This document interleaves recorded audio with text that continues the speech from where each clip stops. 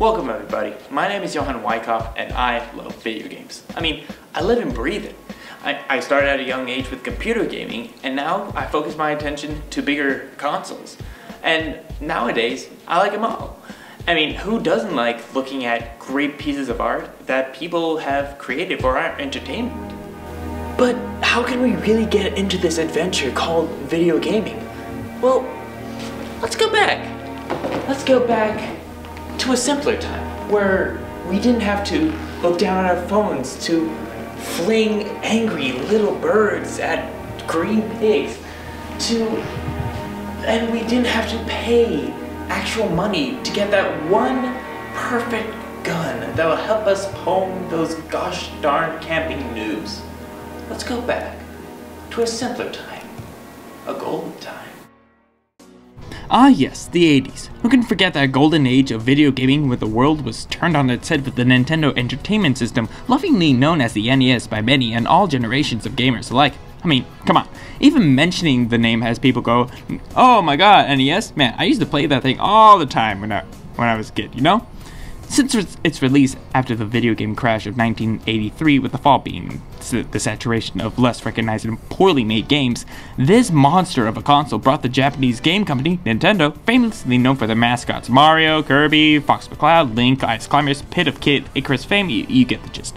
It brought a new revolution in technology and industry in the video game or video entertainment world. Pretty soon, everyone got into the whole 8-bit technology. Before you could say Black Friday sale at the mall, there were hundreds of games for the NES. Some good, some a lot bad, and a few knockoff consoles to add to the craze, like Super Pitfall vs. Super Mario Bros. One is a pain in the butt to control and everything tries to kill you, and the other is a very lovable and well-produced masterpiece of a game. There's always that one or a couple of bad eggs in the mix, but so what? We all played it the same. But with most things, it had to end some way or another, be it quietly or with a loud crash of pots and pans. Before you knew it, the bit era grew to extreme amounts, a race to get as much bang for any consumer's buck. It turned from simple 8 bits to 16, 32, all the way to 64 bits of raw technology being put into 3D models of characters, changing the entirety of technology in video gaming as we knew it.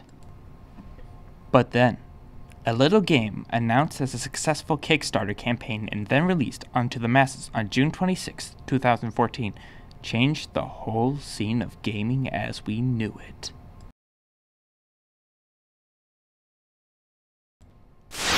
Shovel Knight. Oh my god! Holy moly, let me tell you a little thing about Shovel Knight, man. You know when you get a headshot in Call of Duty? Well, you take that and you get a shovel, right? But then you just be bouncing on people's heads. You be bouncing on an ant's head, you be bouncing on a wizard's head, you be bouncing on a king's head. You know, the possibilities are endless. It's off the chain, it's off the hook, it's off the fizzle! Shovel Knight, developed by Yacht Club Games, and took the gaming world and, like its influence with the NES, turned it on its head and gave it a stone-cold suplex in the world entertainment market. With its title being aptly named A Love Letter to the 8-bit Generation, Shovel Knight brought back the nostalgic feel of the NES era for those radical 80s kids, while introducing the 8-bit era to a new generation of gamers to explore and rediscover in full HD pixelated glory.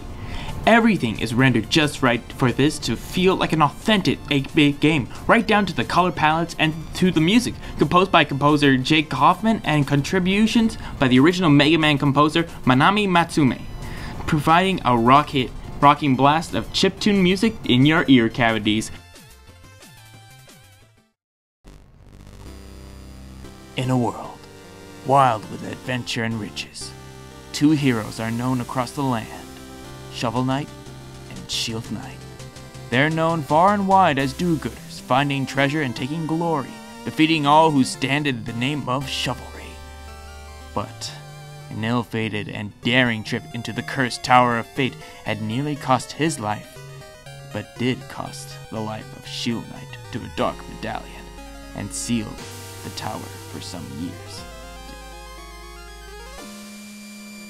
Jeez. It's what you call a commitment. If anything, the guy should have been awarded with a "you did your best" sticker or something. Slap it on in front of his armor. Yeah, you're looking stylish tonight.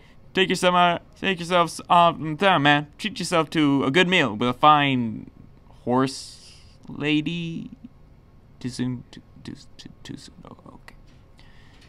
Anyways, Shovel Knight blames himself for losing his probable girlfriend or best companion, I don't know, it's all up in the air for all I know, and sends himself into a blamed funk for a couple of years. Now he's found that the Tower of Fate is open again, and the land lost in an age of darkness, with the Dark Organization heralding said age. Armed with his trusty shovel blade, he must travel through endless plains, laboratories, villages, graveyards, airships, and more to face the Enchantress and her Order of No Quarter in hope that he can rescue his partner and bring peace to the land. A quest most noble for a knight such as he.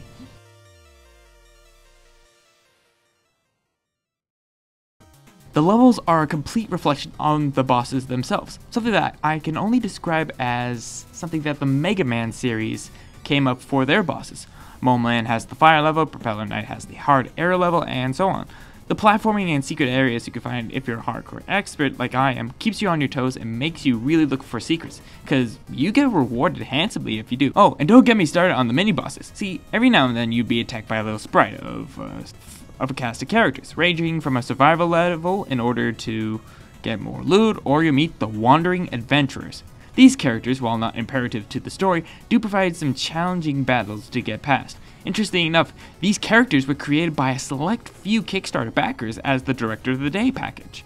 And these guys are really good looking in terms of insertion. You got a Boomerang Boy, Hat Man with a rapier, Lightning Rope Wrestling Man, Sparky Lancer guy, creepy samurai dudes, giant ghost, and yeah, that's about it. But they're super hard to battle, and there's a reward cap if you've beaten the one boss on one fight or just a couple battles, which is dumb on that part. I mean, at least let me be rewarded for my troubles instead of having me earn less loot every time that one guy throws fireballs at me, or when Sparky Boom Man stabs me out of nowhere. So, what's the score?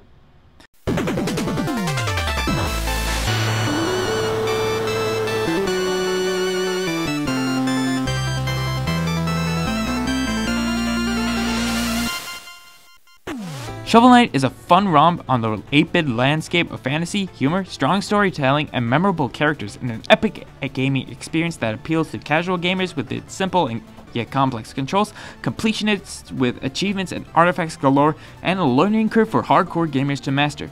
While it doesn't transfer well onto most consoles, that is really just small potatoes to this modern classic. With rocking music perfect to the genre and time period, and gameplay to match with a story breathtakingly original as a fantasy lover to the NES can get, it deserves its high-praising reviews and raving scores.